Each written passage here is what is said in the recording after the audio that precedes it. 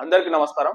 ఈరోజు వెలుగు న్యూస్ పేపర్లోని ఒకసారి న్యూస్ అనాలిసిస్ ఒకసారి చూసినట్టయితే మేజర్గా పాకిస్తాన్కు 19%, ఇండియాకు 25%, 69 దేశాలపై ట్రంప్ టారిఫ్లు అని చెప్పి ఇక్కడ ఒక వార్త ఇవ్వడం జరిగింది. కెనడాపై 35%, బ్రెజిల్పై 50% సుంకాలు, ఆయా దేశాలకు 10 నుంచి 50% వరకు సుంకాలు ప్రకటించిన అమెరికా ప్రెసిడెంట్ ఈ నెల 7 నుంచి అమలులోకి కొత్త టారిఫ్లు అని చెప్పి ఇక్కడ వార్త ఇవ్వడం జరిగింది. సో పాకిస్తాన్కు 19%, ఇండియాకు 25%. అసలు ఈ టారిఫ్లు అంటే ఏంది, అసలు ఎట్లా టారిఫ్లు వేస్తారు అన్నది ఒకసారి మనం చూసినట్టయితే మేజర్గా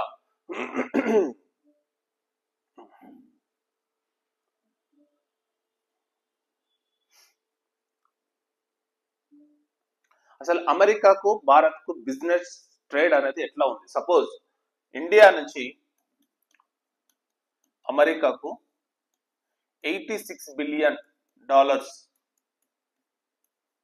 ఎక్స్పోర్ట్ అవుతుంది. ఏదైనా సరే ఇండియా నుంచి ఎక్స్పోర్ట్ అయ్యే వాల్యూ వచ్చేసి $86 బిలియన్.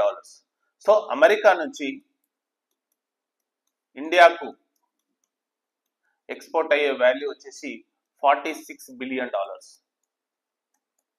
ఇది అంటే ఇండియా నుంచి అమెరికా అంటే ఇండియన్ వస్తువులు కానీ ఇండియాకి సంబంధించిన ఏదైనా సరే ఇండియా నుంచి అమెరికాకు $86 బిలియన్ ఎక్స్పోర్ట్ అవుతుంది. సో $86 బిలియన్ వాల్యూస్ వాళ్ళు ఎవ్రీ ఇయర్ కొంటున్నారు అనమాట ఇండియా నుంచి. రిటర్న్ గా మనం అమెరికా నుంచి ఇండియాకు ఓన్లీ $46 బిలియన్ మాత్రమే మనము అమెరికా నుంచి ఇండియాకు ఇంపోర్ట్ చేసుకుంటున్నాం.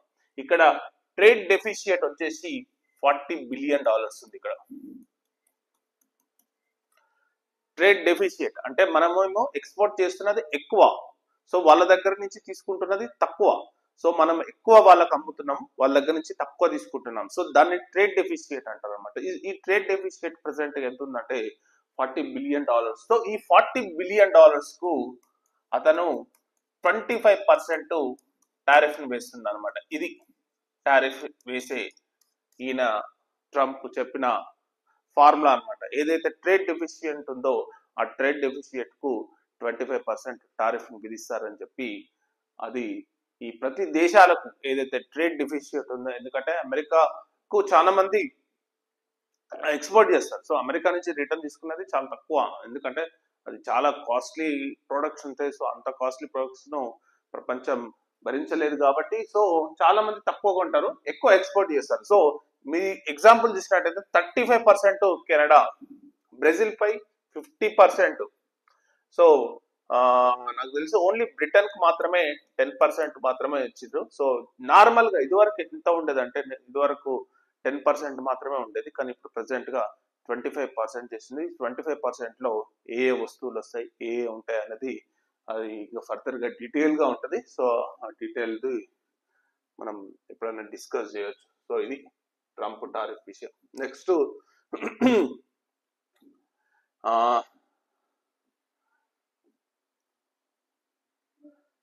ఎస్ 71 జాతీయ చలనచిత్ర పురస్కారాలను శుక్రవారం కేంద్ర ప్రభుత్వం ప్రకటించింది. సో ఇందులో ఉత్తమ నటుడు, best feature film 12th fail. So 12th fail అనే సినిమా చాలా బాగుంటది, నాకు తెలిసి ఇది మంచి హిట్ అయింది అనమాట. ఈ 12th ఫెయిల్ ఎవరు IPS అధికారిది మనోజ్ తివారీ ఉంటది పేరు, ఎగ్జాక్ట్లీ ఐ డోంట్ నో.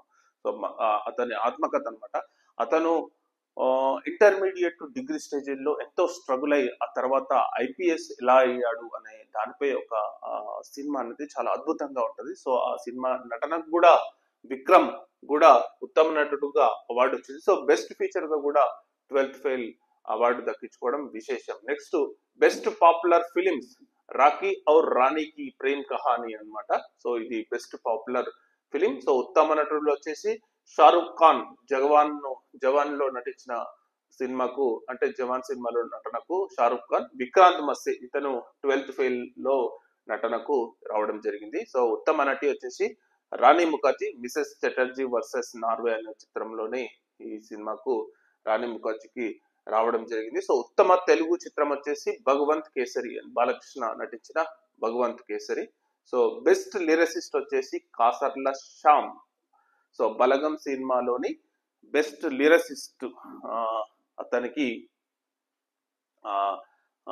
రాయడం జరిగింది. అంటే ఆ పాట ఎంత అద్భుతంగా రాశాడంటే చాలా అద్భుతంగా రాశాడు. So writer so Kasarla Shyam కు ఊరు పల్లెటూరు సాంగ్ బలగం పాటకు ఉత్తమ జాతీయ అవార్డు రావడం చాలా విశేషం అని చెప్పాలి. నెక్స్ట్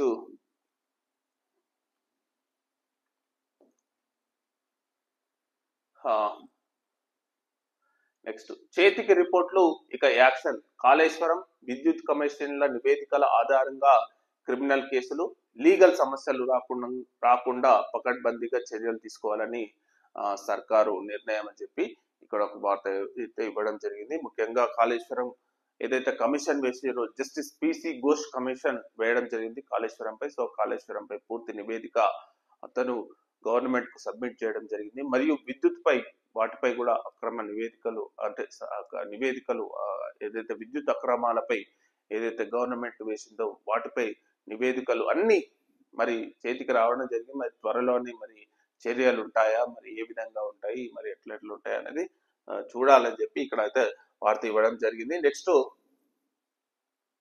కమ్యూనిస్టులు ఉప్పు లాంటోళ్ళు, ఉప్పు ఉంటేనే వంటకు రుచి వచ్చినట్టు, ఎర్ర జెండా కనిపిస్తేనే సమస్యల పరిష్కారం అని చెప్పి సీఎం రేవంత్ రెడ్డి గారు నిన్న ఒక నవ తెలంగాణ 10వ వార్షికోత్సవం సందర్భంగా అనడం జరిగింది. సో అతను కమ్యూనిస్టులు ఉప్పు లాంటి గోళ్ళు అని చెప్పి పాలనలో తప్పులు చేసిన వాళ్ళను నిందించడంలో ముందుంటారు, భవిష్యత్తులోనూ కాంగ్రెస్ కమ్యూనిస్ట్ సహకారం ఉంటుందని చెప్పి ఇక్కడ ఇవ్వడం జరిగింది. చదువు రానోళ్ళు కూడా సోషల్ మీడియా జర్నలిస్టులుగా చలామణి, జర్నలిజం ముసుగులో అరాచకాలు చేసేవారని పక్కన పెట్టండి, సంపాదించిన ఆస్తులు కాపాడుకునేందుకే కొందరు పత్రికలను వాడుకుంటున్నారని చెప్పి ఫైర్ అని చెప్పి ఇక్కడ ఒక వార్త జరిగింది. ఏదైతే నవ తెలంగాణ 10వ వార్షికోత్సవంలో నిన్న సీఎం రేవంత్ రెడ్డి గారు అక్కడ పాల్గొనడం జరిగింది. సో జర్నలిజంలో ఎలాంటి కొందరు సోషల్ మీడియాలో ఎలా వాడుకుంటున్నారు, సో పర్సనల్ గడ్జెట్స్ కోసం అంటే పర్సనల్ గా వాళ్ళు సంపాదించిన ఆస్తుల కోసం అని చెప్పి కొందరు జర్నలిజం ముసుగులో జర్నలిజం వాడుకుంటున్నారని చెప్పి అతను ఇక్కడ వ్యాఖ్యలు చేయడం నిజంగా చాలా నిన్న వ్యాఖ్యలు చేయడం జరిగింది అనమాట నిన్న ఆ సభలో. సో ఇది జనహిత పాదయాత్రలో మీనాక్షి నటరాజన్, పిసిసి చీఫ్ మహేష్ గౌడ్, మంత్రులు వివేక్, దామోదర్, పొన్నం తదితరులు నిన్న కేసీఆర్ హరీష్ వల్లే బరకచెల్ల అంటే సో నిన్న జనహిత పాదయాత్ర మీనాక్షి నటరాజన్ అంటే ఈమె అదే Telangana in charge, PCC in charge, TPCC in charge కదా. సో ఈమె ఒక పాదయాత్ర మొదలు పెట్టింది. యాక్చువల్లీ ఈమె ఒక మంచి సంఘ సంస్కృతి అంటే కొంచెం ఒక డిఫరెంట్ మెంటాలిటీ అంటే డిఫరెంట్ గా ఉండే ఆలోచించే మీనాక్షి నటరాజన్ చాలా సమస్యలపై ఆమె పోరాడుతుంది. యాక్చువల్లీ ఆమె మధ్యప్రదేశ్ ఎంపీ కూడా. సో చాలా సమస్యలపై అక్కడ పర్యావరణం గురించి ఇంకేం వాటి గురించి అయినా ఆమె పాదయాత్రలు చేస్తుంది. సో అదే పాదయాత్రని ప్రజెంట్ గా తెలంగాణలో కూడా చేయాలని నిర్ణయించింది. దాని పేరే వచ్చేసి జనహిత పాదయాత్ర అని చెప్పి పేరు పెట్టడం కూడా జరిగిందనమాట. నెక్స్ట్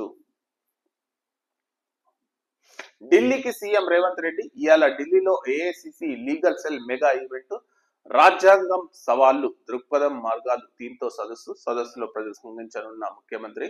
సో ముఖ్యమంత్రి అతిథులుగా party chief Kharge, Rahul, Priyanka so వీళ్ళంతా వస్తున్నారు. నెక్స్ట్ గొర్రెల స్కీమ్ లో 1000 కోట్ల స్కామ్, మాజీ మంత్రి తలసాని, ఓఎస్టీ కళ్యాణ్ కుమార్ ప్రధాన సూత్రధారి, ఈడీ దర్యాప్తులో వెల్లడి, తనిఖీల్లో కీలక ఆధారాలు అని చెప్పి ఇక్కడ ఒక వార్త ఇవ్వడం జరిగింది. 7 జిల్లాల్లోనే 253 కోట్లు గోల్మాల్ కావడం, గొర్రెలు కొనలే, పంపిణీ చేయలే, అంతా కాగితాల్లోనే, చనిపోయిన వాళ్ళ పేరు మీద యూనిట్లు మంజూరు, గొర్రెల రీసైక్లింగ్ దందాతో ప్రభుత్వ ఖజానాకు గండి. సో ఇది ఒక పెద్ద స్కామ్ అని చెప్పి చెప్తున్నారు. సో ఈ స్కామ్ పై మరియు అప్పటి పశుసంవర్ధక శాఖ మంత్రి అయిన ఓఎస్టీ అంటే తలసాని ఓఎస్టీగా ఉన్న కళ్యాణ్ కుమార్ ప్రధాన సూత్రధారిగా ఈ స్కామ్ నడిచిందని చెప్పి చెప్తున్నారు. దాదాపు 1000 కోట్ల స్కామ్ ఈడీ ఎంటర్ కావడం జరిగింది. సో దీని తర్వాత ఎట్లా ఉంటుందో మనం చూడాలన్నమాట. ఇది నెక్స్ట్ జనవరిలో యాదాద్రి ప్లాంట్ అన్ని యూనిట్లు ప్రారంభం. సో ఈ రోజు నిన్న ఆ, అది డిప్యూటీ చీఫ్ మినిస్టర్ బట్టి విక్రమార్క నిన్న యాదాద్రిలోని 1 యూనిట్ స్టేజ్ 1 లోని 1 యూనిట్ ప్రారంభించడం జరిగింది. సో ఇది ఇక్కడ ఒక మాట అనడం జరిగింది. స్టేజ్ 1 లోని యూనిట్ 1 800 మెగావాట్లు, సో 970 కోట్లతో ఇంటిగ్రేటెడ్ టౌన్షిప్ కు శంకుస్థాపన. ఏదైతే ఇది ప్రజెంట్ గా నల్గొండ జిల్లాలోని దామరచర్ల మండలంలో వీరపాలెం అనే విలేజ్ లో ఈ యాదాద్రి ప్లాంట్ అనేది ఉంది. సో అక్కడ ఏదైతే ఈ యాదాద్రి ప్లాంట్ కోసం ఏదైతే స్థానికులు భూములు ఇచ్చారో వాళ్ళకు ఉద్యోగాలు ఇస్తామని చెప్పి, ప్లస్ వాళ్ళకు R&R ప్యాకేజ్ కూడా ఇస్తామని చెప్పి గవర్నమెంట్ అనౌన్స్ చేయడం జరిగింది. నిన్న అక్కడికి వెళ్ళిన బట్టి విక్రమార్క కూడా అదే మాట చెప్పడం జరిగింది. సో మరియు ఇంకా డిసెంబర్ లోగా, అంటే ఈ సంవత్సరం చివరిలోగా అన్ని యూనిట్లు ప్రారంభిస్తాం, అన్ని స్టేజ్ల్లోని అన్ని యూనిట్లు ప్రారంభిస్తామని చెప్పి చెప్పడం నిజంగా చాలా సంతోషకరం. ఎందుకంటే ఈ యాదాద్రి పవర్ ప్లాంట్ అనేది నల్గొండ జిల్లాకు ఒక తలమానికంగా, ఒక అభివృద్ధి కేంద్రంగా ఉంటుందని చెప్పి భావిస్తున్నారు. ముఖ్యంగా నిన్న జరిగిన కార్యక్రమంలో చాలా మంది నాయకులు మరియు ప్రజాప్రతినిధులు పాల్గొని సో దీన్ని ప్రారంభించడం జరిగింది. అక్కడ ఒక ఇంటిగ్రేటెడ్ టౌన్షిప్, అంటే అక్కడ ఇంటిగ్రేటెడ్ టౌన్షిప్ కూడా ప్రారంభించడం జరిగింది అనమాట. Next, so England 247 all out. 5వ టెస్ట్ లో టీమిండియా ఫేసర్లు మ్యాజిక్ చేయడం జరిగింది. సిరాజ్ మరియు ప్రసిద్ధ్ కృష్ణ సో చెరో 4 వికెట్లతో ఇంగ్లాండ్ బ్యాటర్లను బెంబేలెత్తించారు. తొలి ఇన్నింగ్స్ లో ఇండియా 224 స్కోర్ చేయగా ఇంగ్లాండ్ 247 రన్స్ కే ఆల్అవుట్ అయి 23 రన్స్ లీడ్స్ తో సరిపెట్టడం జరిగింది అనమాట. సో ఇది ఈ స్పోర్ట్స్ కి సంబంధించిన న్యూస్. సో మేజర్ గా ఇదండి ఈరోజు వెలుగు paper news analysis. So thank you very much.